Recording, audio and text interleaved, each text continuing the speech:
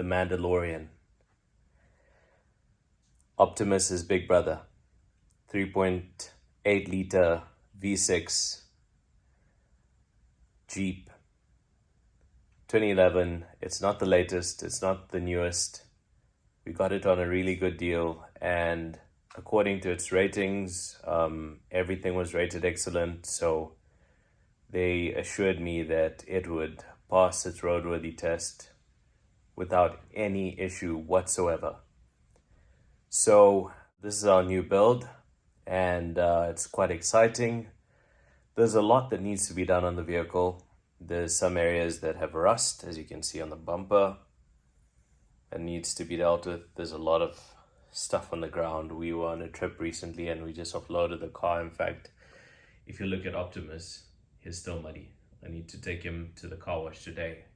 The reason I couldn't take Optimus to the car wash today is because I was dealing with the Mandalorian. And basically, this deal took long, but I had a bit of a strange issue. When I saw the car, it had that Jeep net over here. But then, from the time they moved the car from the car park all the way through to where I was sitting to sign the papers, someone nicked it. So it's gone, with even the pieces that go up there. Hopefully they sort me out. I'm going by their word that they are trustworthy and good people. But so I'm going to pop the hood quickly and show you what 3.8 liters of V6 Jeep looks like. I believe this is a JK. It's between a certain period of years. It has been parked in the sun and in the weather quite a bit. Tonight I'm going to just do a proper thorough inspection, and also I'm going to try and experiment with something I call detail ease. If they watch this channel, they know themselves. So all those pieces you see over there, that's parts of another build that have been done. Apparently on this one, not much needs to be done apart from the rust and just touching it up. And I think we need, I don't know what size tires are on this, but we need to get at least 34s, just to make it proper. And, maybe a minor lift kit here and there or something, just to balance it out.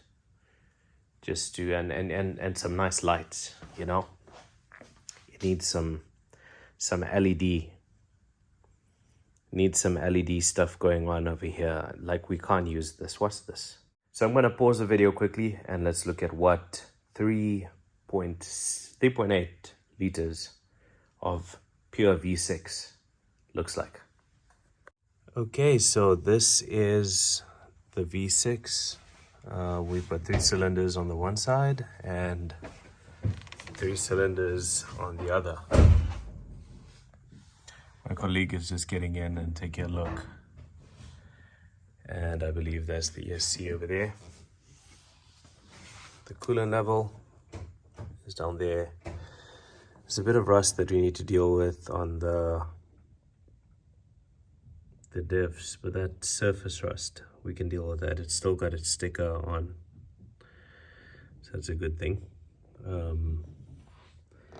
There's no signs of obvious oil spillage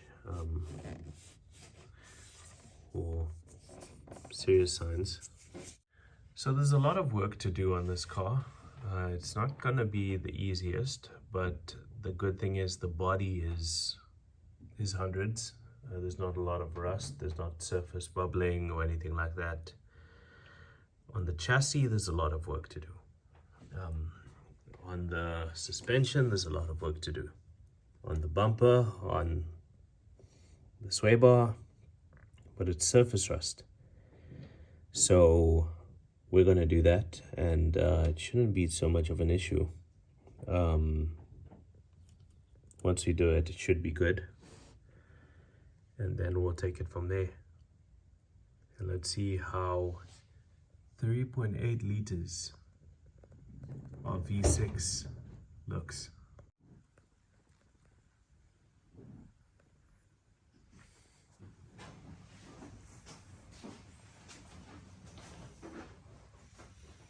The chimney is not so small. Okay, so we're just going to check the engine oil. Check that it's consistent. First, we wipe it down. I first want to see is what's coming out of there. Is any shavings? Any? It says do not overfill, and it looks like someone overfilled this thing. How does that oil look to you, colleague, who's holding the camera?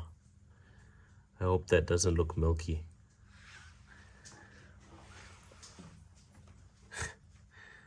Doesn't look milky, eh? Because if it looks milky, it means there's a head gasket failure.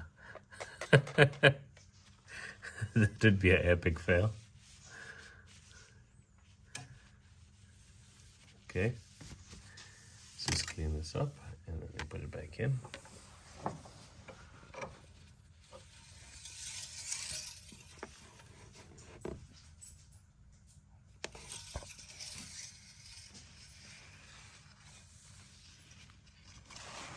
Okay.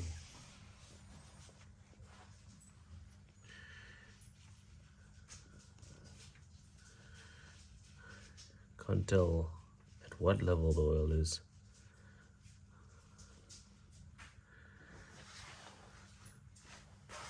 Seems like it's quite low, so it needs to be topped up.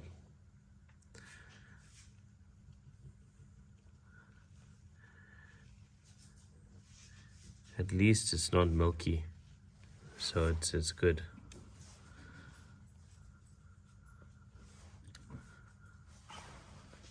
Let me taste the oil quickly.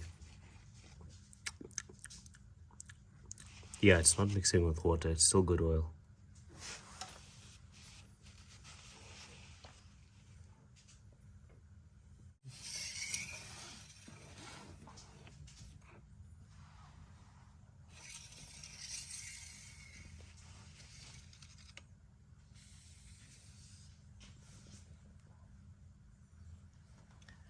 Okay, so the oil definitely needs to be topped up.